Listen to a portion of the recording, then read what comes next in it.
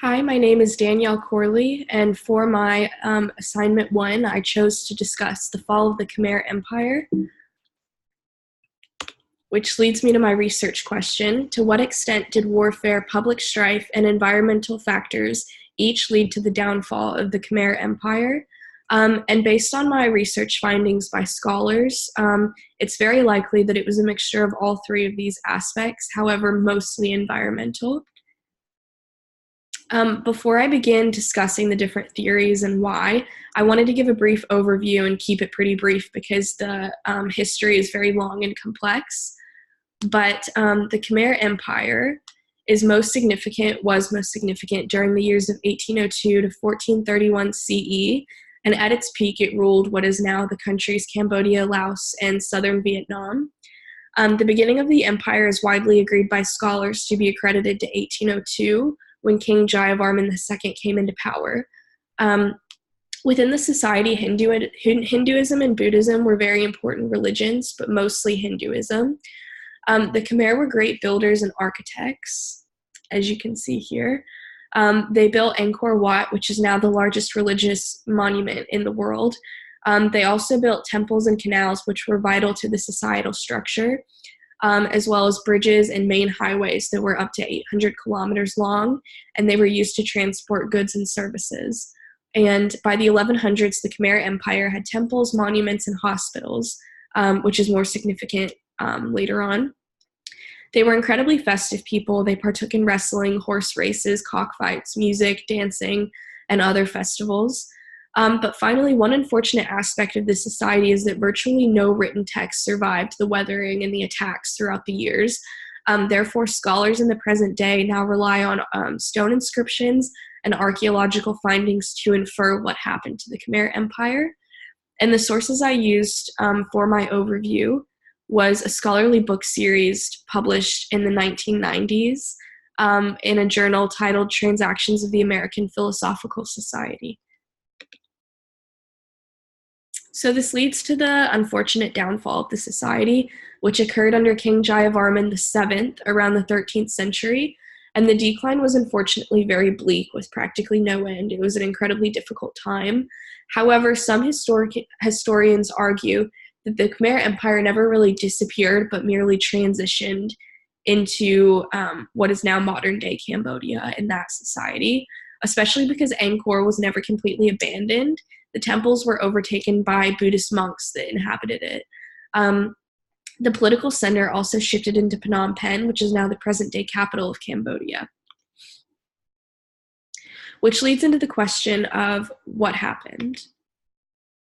So the first theory is warfare, and the photo that I chose uses an example of the elephants that they likely rode, as well as the weapons that they used.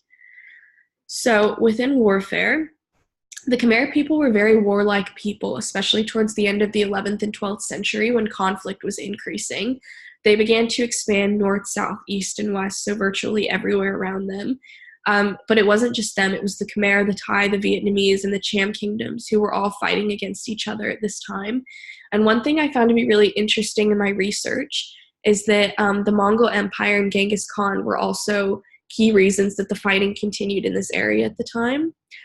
Most soldiers had no training whatsoever in warfare or combat, as they were peasants. They used elephants to ride around on and used spears to attack their enemies. One thing I found interesting is that kings throughout the years, especially Suryavarman II and Jayavarman VII, strived to keep a balance between politics and government as well as warfare, only using violence when absolutely necessary. However, more often than not, warfare did prevail. Historians rely on temple carvings to understand Khmer warfare, and this leads into the question of whether or not it's possible that war and overexploitation of land led to a society that was too expansive for the Khmer society to maintain. This large of a society and land overbuilding and overconquering could have led to a society that could no longer be maintained by its people, and it was overwhelming them. And the sources I used to back these findings were a scholarly book series titled The Ancient Khmer Empire, found via JSTOR, and then a book series by Lawrence Briggs in a book volume titled The Khmer Empire and the Malay Peninsula, the Funan Period. And these were really interesting findings despite being very long. And then here are some examples of what the warfare likely looked like. So them riding on elephants, using bows and arrows, as well as using ships to attack their enemies. And then here's an example of what the carvings look like that scholars in today's society use to infer what happened. So this leads into the second theory, which is public strife.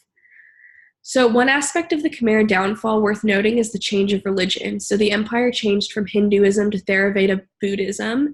And with that, there was a loss of the belief that the king was also a godlike being. And as a result, enthusiasm for a centralized state power ultimately went down. People at this time also felt a sense of identity crisis within their culture as religion was shifting. There were also long periods of drought, which led to lack of proper crops and agriculture, which led to starvation, unfortunately. Certain aspects of their diet, such as rice, could no longer be maintained.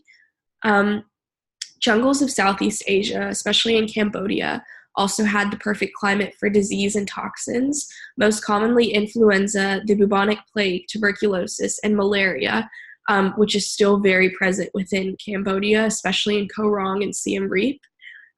Likelihood of illness also increased with animal domestication and urbanization, and it's actually assumed that 1/4 of the Angkor population alone died from the bubonic plague, based on comparisons to China during the same time period. Another reason that scholars believe this is because at the same time, there was the formation of 102 hospitals, which proves the need for healthcare. This leads to illness caused from droughts and floodings, contaminated food during panicked times of climate change. And even in today's society, in modern-day Cambodia and Vietnam, unfortunately, it's very difficult to get clean water. When you travel there, you have to keep your mouth shut when you take showers and only drink bottled water. And here's an example of what the agriculture likely would have looked like during times that there was steady rainfall. And then here's a map of where malaria is still present in Cambodia. Now this leads to the third and likely, most likely theory, which is that it was environmental factors.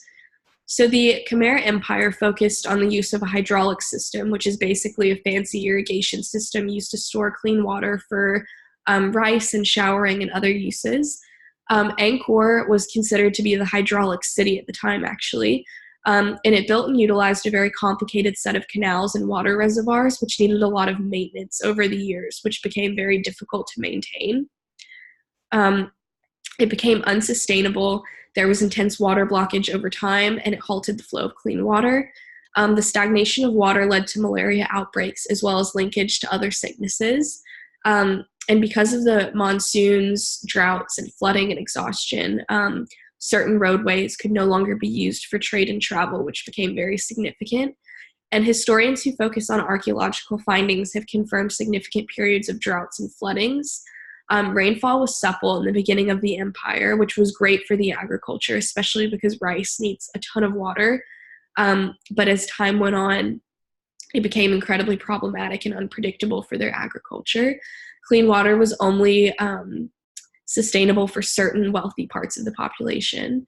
And then the sources I used to talk about this were published by Dr. Gunderson in a journal titled A Reassessment of the Decline of the Khmer Empire. It was actually my favorite source. It was really useful, and it gave me a lot of background on what I needed to know. I highly recommend it in the future if you want to read it. It was very helpful. And then the other source I used was Water Management in Early Cambodia, Evidence from Aerial Photography, published in the Geographical Journal, which highlighted the hydraulic system usage. And then here's a map of what the hydraulic system would have looked like and where it permeated into the society.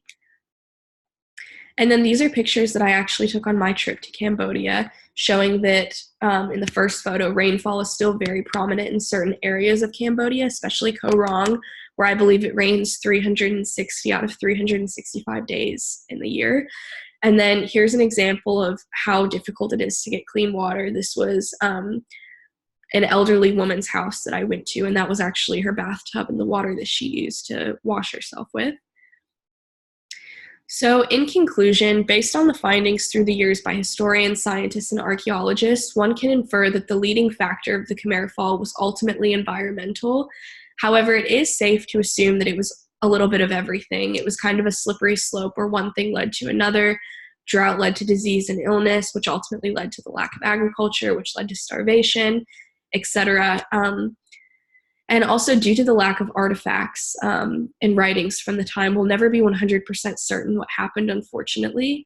But it also leads to the question of how does this shape our future? You know, is it a warning for societies? And, you know, what can we take away from this? And the source I used from this was actually from the University of Arizona, which talks about the collapse and regeneration in ancient Cambodia. And finally, my personal reflection. So I did enjoy researching this topic. However, I do prefer more recent history in Cambodia, especially the Khmer Rouge. It was relatively easy to find scholarly sources because the theories that I discussed are pretty widely accepted within the area, especially the environmental factors. So that wasn't really difficult. I relied a lot on the QUT library and JSTOR, which is actually a scholarly database that my home university in the States uses a lot, which is very helpful. Overall, I did enjoy the assignment, but I did find it hard to condense it into 10 minutes because it's such a complex and sticky topic that I could probably go on for an hour and keep talking about it. But it was really cool for someone who hasn't taken a history class in almost 3 years and knows nothing about history to be able to research it. It gave me a lot of really important information, and I really liked it. So thank you.